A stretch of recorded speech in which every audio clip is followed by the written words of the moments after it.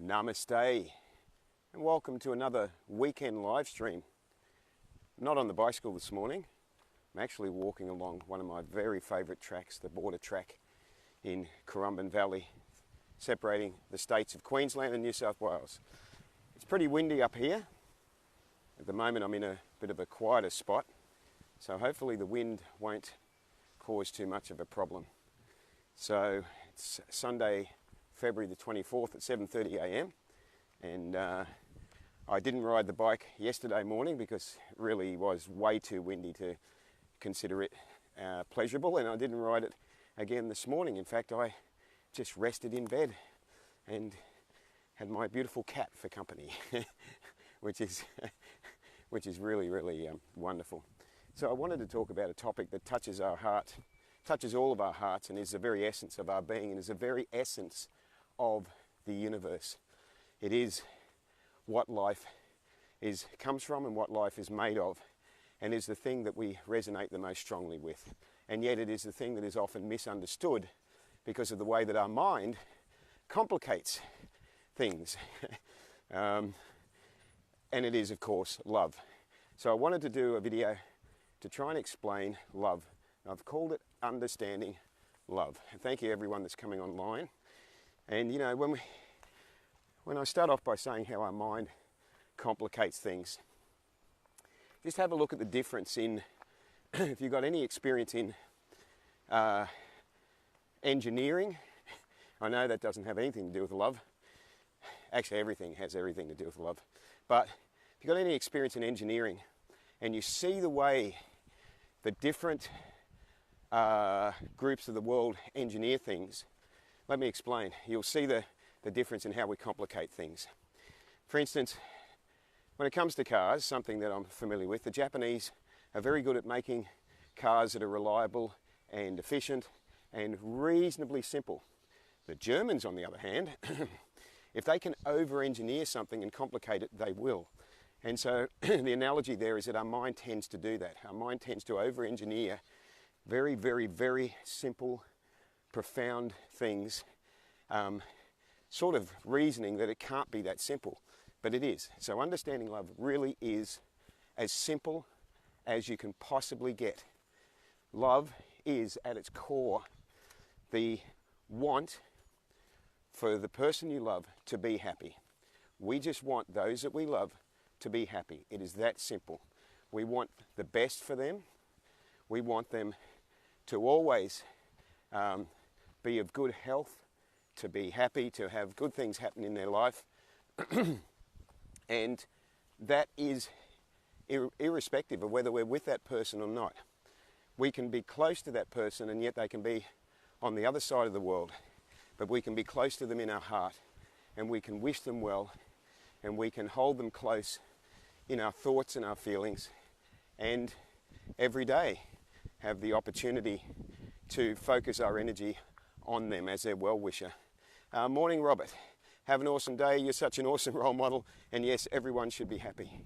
Yes, now this is the simplicity, the basic line of love, and we complicate it because we are all crying out for love. From when we are born as a baby, we literally cry out for love.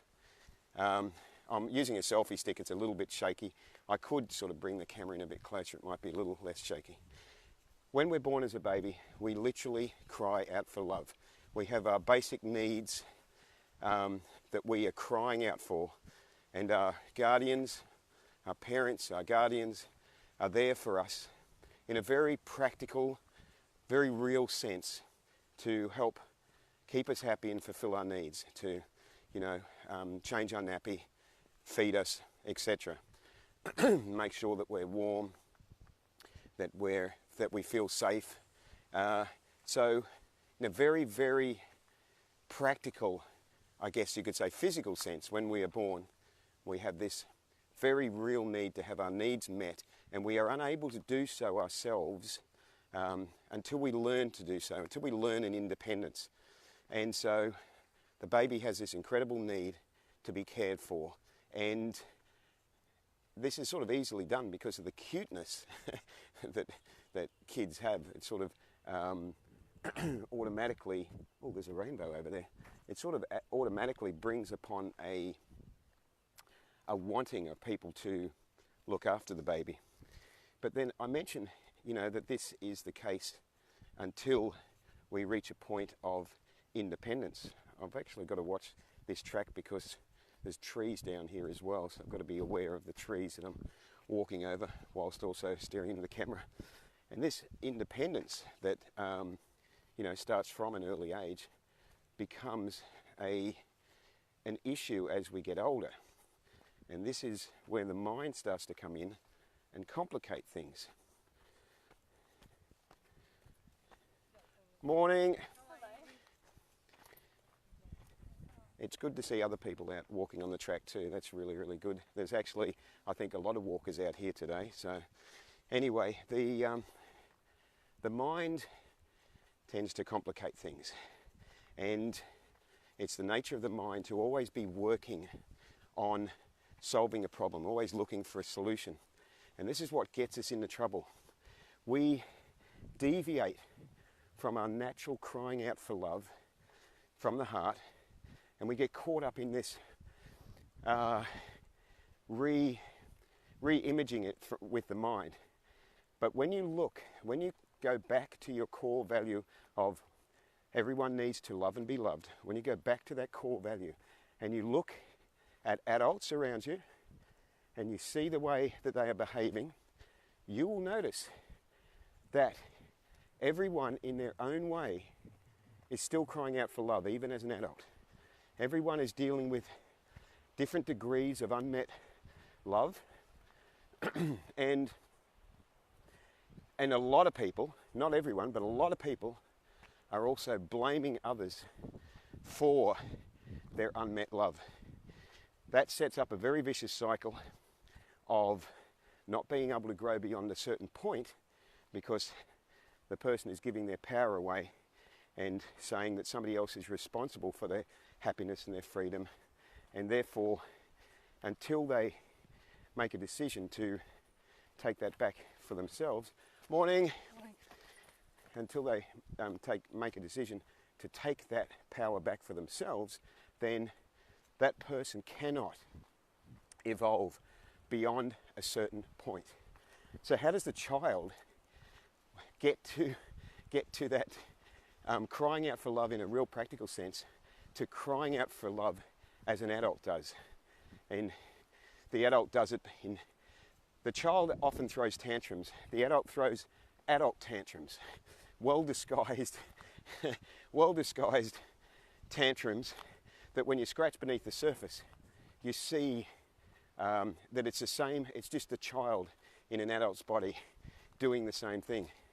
I've seen this numerous times with people I've been close to, and it's fascinating to watch. And it's also actually, sometimes it's a breakthrough to a higher realization for the person that's going through a strong emotional lesson, or I was calling it a tantrum, but somebody that's in a state of strong emotion can break through that story that's in their mind that's holding them back, to reaching a point of understanding where they can start to grow further. Otherwise, they just stay locked in a certain way of thinking, a certain way of feeling, and a certain way of blaming others and the world. And in fact, what's a very common thing when you look is a lot of people blaming God, and hence why you have atheists. They're like, I'm unhappy because of you. How dare you do this to me? I won't believe in you. I laugh because the absurdity of a person thinking that way is really, really quite amazing. Oh, I've got to go down slowly downhill here so I don't slip. But the absurdity of thinking that way, it's like, I'm angry with you because you didn't make me happy. You didn't give me what I wanted. So therefore, I don't believe in you. And that's what a lot of people do, especially in modern society with God. A lot of people, they're just like, no, don't believe you exist. I'm like, well, good luck with that. good luck. I mean, you stand the same chance of that being a reality as saying, well, I don't believe gravity exists, or I don't believe karma exists. I mean, it's good luck. It exists independent. God exists independent of whether you believe in God or not. Your, small false ego saying, I don't believe you exist, therefore you don't, doesn't make any difference at all to universal love. No difference at all. In fact, universal love is so understanding and so accepting that through all of your tantrums as a child and as an adult, through all of our tantrums, universal love is still there, guiding, protecting, and welcoming you home when you are ready to stop playing the independence game and understanding that you are part of a connection of all of us are connected together. And we get into so much trouble by trying to say, no, I'll do it myself, I won't accept your help. And it's just like that old analogy, I guess, of the guy who's stuck in the floods, and his house is getting flooded, and he gets up on the roof, and a boat comes to rescue him, and he goes, no. He said, I'll be right.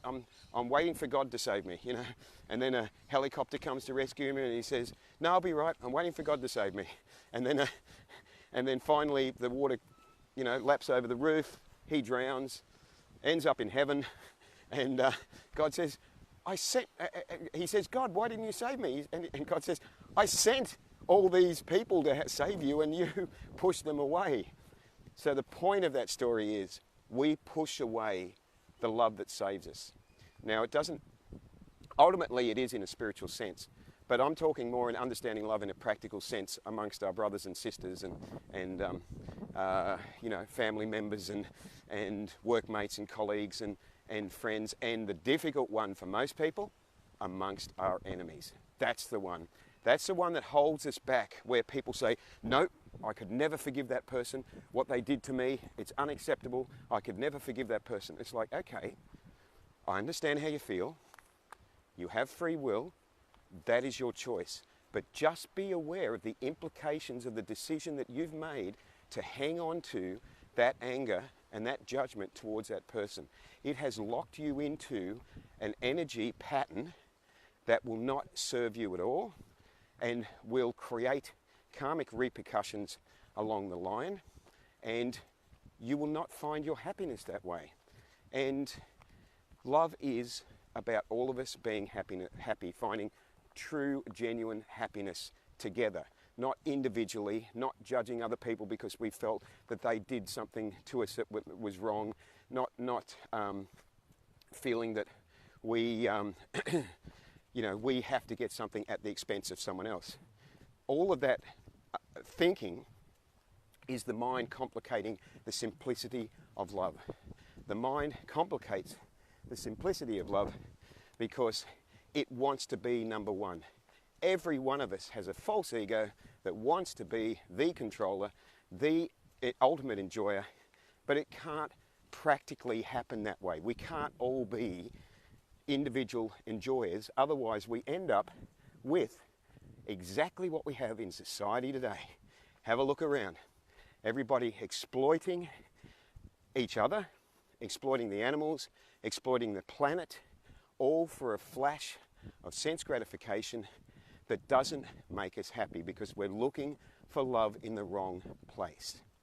So, when we go a little bit deeper and scratch below the surface and understand that the things that we've been looking for that we think will make us happy are not going to bring us any long-term happiness, then we start to question deeper, and we start to realize that within us we carry an endless, boundless stream of love.